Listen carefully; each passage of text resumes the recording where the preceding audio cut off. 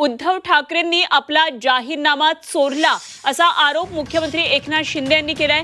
आणि याबाबत to the point या मुलाखतीमध्ये झी 24 तासचे संपादक कमलेश सुतार यांनी प्रश्न उपस्थित केला असता शिंदेंनी माझा पक्ष चोरलाय, मी कशाला त्यांचा जाहीरनामा चोरू असं वक्तव्य उद्धव ठाकरे यांनी केलंय।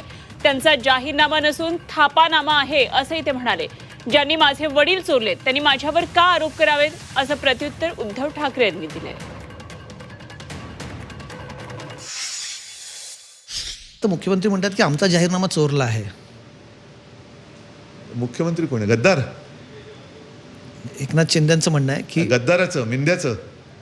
मिंद्याने माझा पक्ष चोरला, तो काय माझा मी त्याचा जाहीरनामा चोरेन? त्याचा थापानामा आहे, तो गद्दार आहे। तुमचा ज्याने पक्ष चोरल्या, सगळं चोरलं। म्हणून मी म्हटलं ना, ते जर मर्दाची अवलाद असेल तर स्वतःचा वडिलांचा फोटो लावून त्यांनी मत मागून दाखवावं। ज्याने माझे वडील चोरले तर काय माझ्यावरती आरोप करतोय? गद्दाराने माझ्यावरती आरोप करावे।